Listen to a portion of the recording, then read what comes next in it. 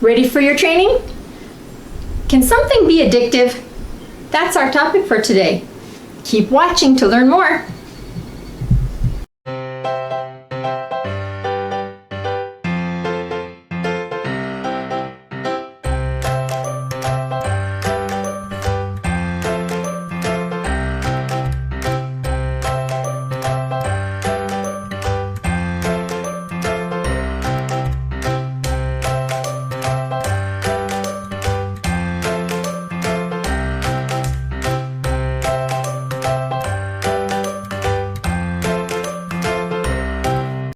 Have you heard someone say, "Oh, I'm addicted to these," and then they'll hold up a bag of chips or a candy or maybe a drink, or they might say, "Oh, I have an addiction for cake," or "I'm addicted to love" is a song. I mean, there's just, people label things as addictions because it's something that they crave, something that they want on a regular basis.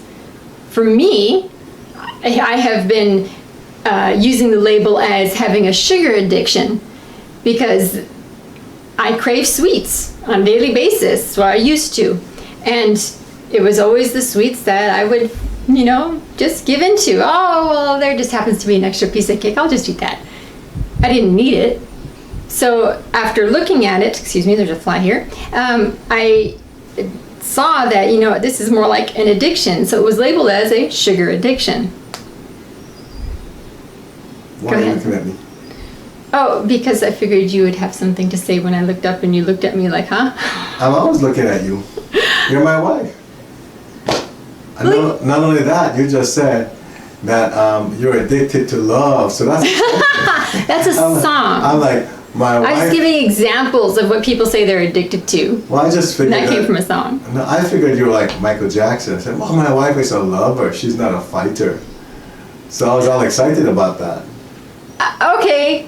Great. So let's get back to the topic of what people label as an addiction. They've got alcohol and tobacco and drugs all labeled as addictions. Why? And there are many other things. There's so many things, right? Food addictions, all kinds of things, all because of the consistency of how often they want it.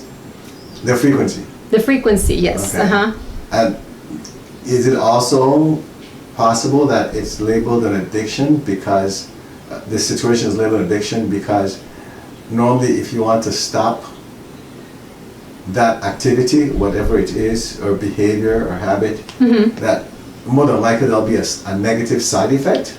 Oh yes, yes. Because I know for me, when I stopped eating so many sweets and so much sugar, I would get cold and sweaty sometimes, and I'd feel weak, lethargic. So yes, there are side effects that go along with these so-called labeled addictions. Right. Right. So you started by asking the question, can something be addictive, right? So if we go through that in the physical realm, which is where most people operate, right? Certain behaviors that meet those conditions you talked about, as far as someone really, really likes or enjoys something. Number two is something that they want to be involved with doing very frequently, and pretty much non-stop is what it sounds like, right? Right. Until they're really worn out. And then the third part is when it's time for them to want to end it, as in don't want to engage in it any longer in any way, then more than likely there's this side effect that kicks in. Some kind of withdrawal. All right. So. But does that mean that the thing is addictive, or is it just? We'll get to that in a moment. Okay. Right? So based on the physical aspect, as in the human being aspect and conditions, if you go by that, then the answer is yes, right? Right. Because that's the way it's labeled in this universe, in this world. Correct. In the physical realm. However, we're taught by the Zen Masters to operate where? In the spiritual. Now, in the spiritual realm, how would that be described? Do you have any idea? I think that would be described as a behavior, because something cannot be addictive. You have to have developed a habit or behavior for wanting that thing, whether it be like maybe that rush of excitement from bungee jumping all the time, or doing the drugs or eating the sweets, whatever it might be. I think it's more so Well, you're still a thinking behavior spirit- habit on a spiritual level. You're still thinking physical realm. Oh. Because think about it, in the spiritual realm, is there any such thing as behavior? All right, no. There's no behavior. Remember, the moment you say behavior, you're judging. That's a physical thing. Right. So in the spiritual realm, everything is made of what? Energy. Energy. Okay?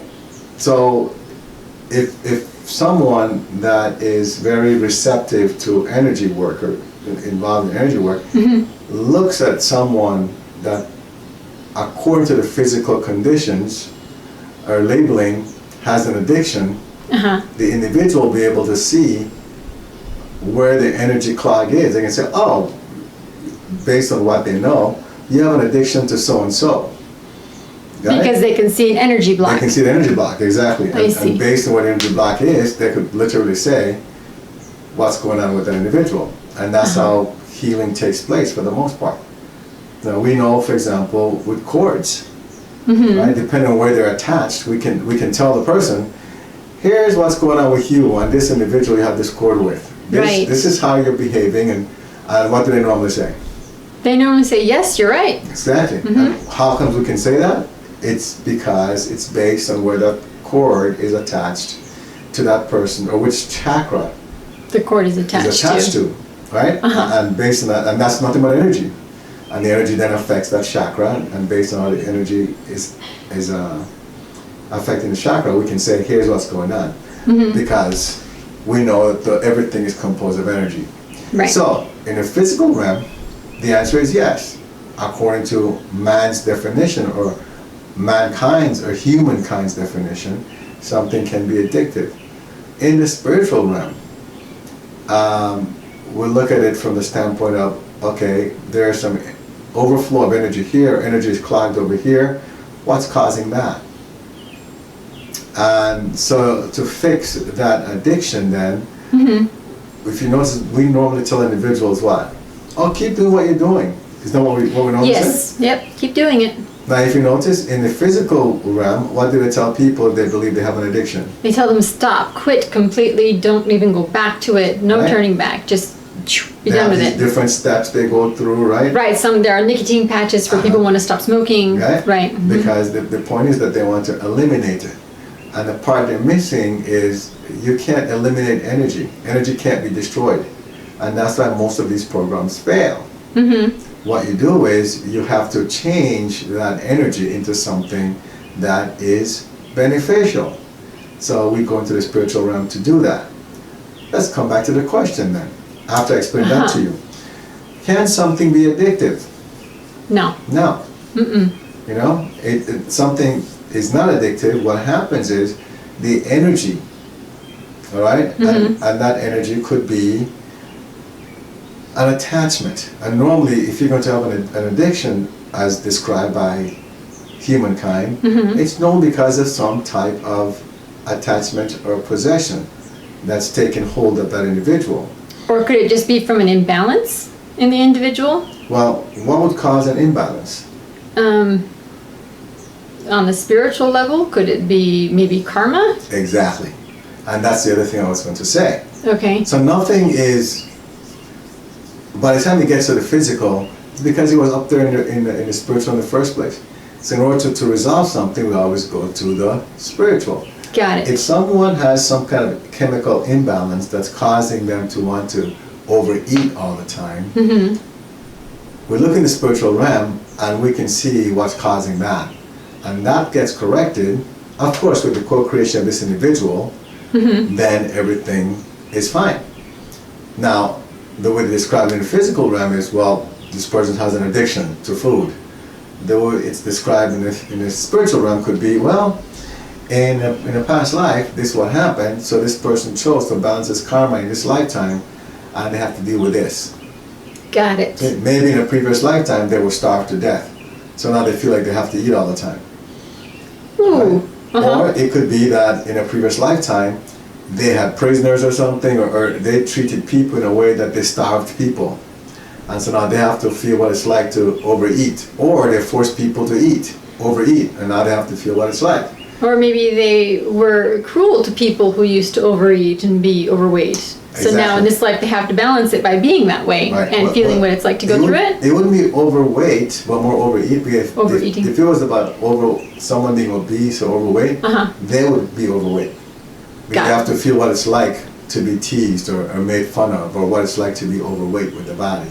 Got it. You see? And so if we understand that, then we don't label things anymore. We go back to, okay, what's causing this? What is it from the spiritual realm that's causing this? Now, what's so different about this conversation, and why this conversation is important to me, is because in the physical realm, you are encouraged to sit down and try to figure out why certain things are happening. Yes. All right? Why am I overeating? Maybe it's this and this and that, right? You should do that to a certain point, but you're doing it so you could figure out what the spiritual trigger is, or what the trigger is in the spiritual realm.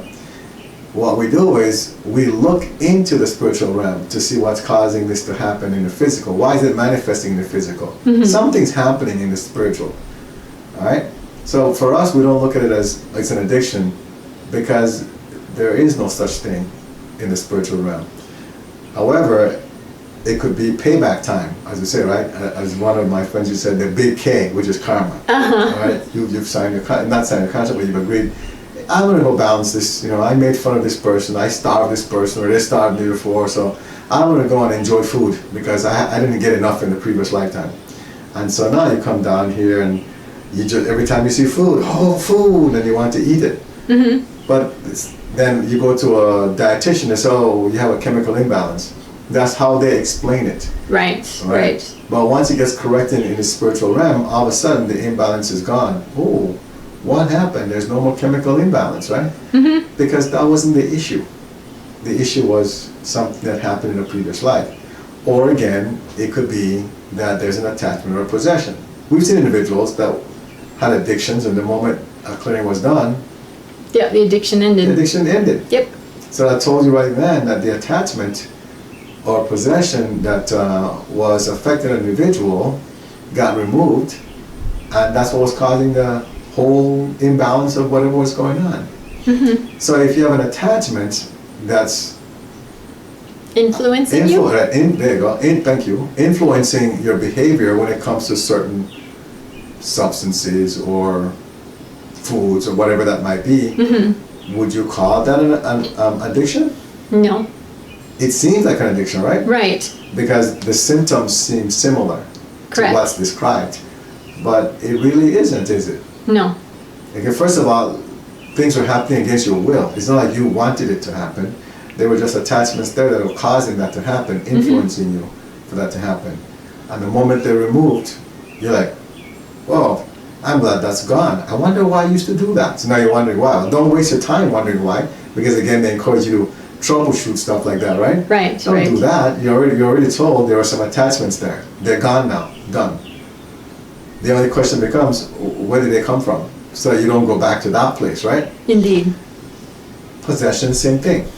And if it's a karmic situation, then you signed a contract, you agree to it, to go through that situation, whatever that situation is, whether it's to be like a Rastafarian and just enjoy ganja man, right? I don't know. My husband can come up with some stuff, can't he? If I were going to do the weed thing, I would agree to be a Rastafarian, because then it's not illegal or anything, right? I'd walk around with my big ganja sticks. I hope you're not giving people ideas here. Well, then it's not an addiction. It's part of my religion.